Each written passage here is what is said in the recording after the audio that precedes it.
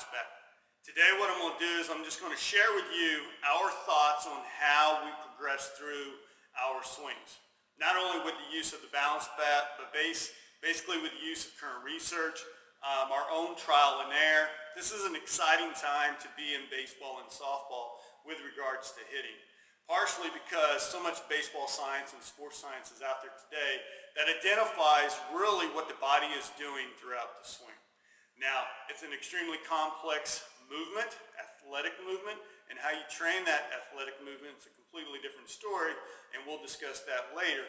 But as far as our swing principles, this is what we're looking for. First of all, the balance bat is an extended knob, and we primarily use the balance bat with all of our swing progressions. Sometimes we use it for 45 minutes, and then a player will use a game bat for 10 minutes. Sometimes we just use the balance bat for an entire month. The balance bat is an extended knob that helps a player create barrel depth inside their hands, deep barrel depth. And there's a lot of positive components to that. So with our swing principles, we only really got about 5 checkpoints throughout our swing. First checkpoint is this. When we set up, regardless of how a player sets up, they have to set up athletic. As they set up athletic, they're trying to create a pre-stretch within their body, whether it's stretching out the fascia, whether it's stretching out the big muscles in their body. Their field that they create, they got to create that early stretch in their swing. The time of being really relaxed and loading into your stretch is over, in my opinion, simply because velocity with both pitching, softball and baseball pitching, it's too fast. You got to get a head start on the velocity. So, a couple of things that we look immediately for is we look for our trail knee to be inside our trail ankle. We look to have pressure going down. We want to engage the ground. And then we're looking to engage our femur and our hip. Now, we'll engage both our femur and our hip by maintaining the knee inside my trail ankle. Players sometimes are turning in their trail ankle to help create that feel. Other players do not need to do that. Second, I want to create tension with my scap, both my trail and my lead scap, going into my spine. I want pressure right there as well. And then that's really all we're looking for. A player can do both, create both pressure points and stretches within their body and still be relaxed. At this point right now, regardless of how the player looks, as long as they got those two components, the knee inside the ankle to create some pressure, some internal rotation of the femur in the hip, and then pressure in their scaps, they're good to go. Second checkpoint, so that's our athletic setup. Second checkpoint is just loading. We have to load into our trail side. Loading starts before the pitchers even release the ball. Pitchers may get here, and when they break, when their knee comes down, when they get in a windmill with the softball, they have to load early. We've identified that as probably one of the most critical moments within the swing progression. And players that do not load early, especially when they're facing velocity, are not going to be able to have enough time in their swing, in their body, to match up their swing plane with the velocity. So as a player loads into their swing, they're simply putting as much pressure that they can handle into the ground. We believe we hit balls with our feet and our eyes. Our feet is what's connected to the ground. That's where the pressure is going to be. As a player loads, they don't have excessive movement with their upper frame. Their elbow, shoulder, elbow, wrist, there's no excessive movement. Whatever they've created in their athletic setup, and then whatever they create early on as they load, that's what they maintain all the way through. There's no excessive hand pump. Whether a player starts with their hands high, behind their shoulder, or what, doesn't matter for us. We just don't want any excessive pressure. As a player loads, you will start to see that the trail knee, when they try to unload, will actually slightly turn back towards the catcher, and that's okay. The knee is a stable point. The ankle is a mobile joint, the knee is a stable joint, the hip is a mobile. So with all this pressure pushing into the ground and being athletic and trying to have a continuous flow to their swing where there's not a stopping point within their swing, the knee, it's okay for the knee to kind of slightly move back towards the catcher, simply because that's an identifier that the player's pushing into the ground and engaging the ground even more.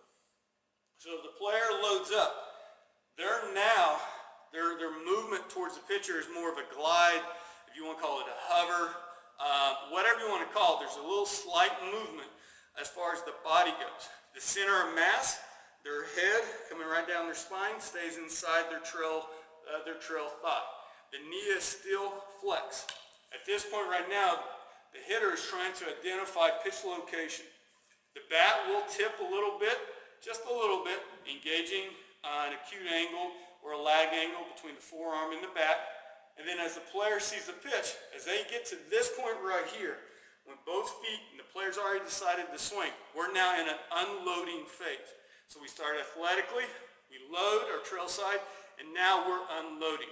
At this point right here, we've identified when the chest turns back to zero, the knee is still in the trail, inside the trail ankle. The knob of the bat's pointing down or slightly back. This is 0 point. This is on time. Players are on time at this point. From this point right here, all they have to do is get on plane and in the zone. And to do that, they simply start a little magic move where their pelvis is rotating, pulling the hips, pulling the trunk, and then all of a sudden, the kinetic sequence that they've created from the ground up starts to unwind from the ground up. And then the player's eyes are telling them where this pitch is. We teach trail shoulder through the ball. If the ball is coming middle in, this trail shoulder is going to intersect that ball. As the trail shoulder intersects the ball, and we're still unloading, what's going to happen is the barrel's going to get on plane, and the player's going to be extremely adjustable with their shoulder. A pitch that's up and in, trail shoulder, comes right there. Down and away, trail shoulder, right to the ball. The verticalness of the barrel and the barrel path is going to continue to maintain its flow and its process. The next two, which is basically finishing up the swing, is just contact. We look for contact. We're trying to hit fastball deep inside the plate, trying to minimize as many swing speeds that we have. If we got one swing speed, time to impact from when the barrel's here in a on-time position to a contact position. If we hit fastball here, we drive it up the middle, drive it opposite field. If the fastball is, if we're early a little bit, we'll catch fastball up here. If it's a changeup, we'll actually catch fastball or catch the changeup off speed out front. Now, one of the things with point of contact, we're looking at the barrel angle, because we want more of a vertical angle. Pitchers are really good today with all their off speed, all their curveballs, sliders, this and that. If I swing with a horizontal barrel, I can hit fastball, but if it's not a fastball and it's a slider, I'm swinging over the top of it. If I have a little bit of a verticalness to my barrel, as I swing, I can still hit fastball, and then now the barrel will actually catch the ball that actually starts to break down or break into me.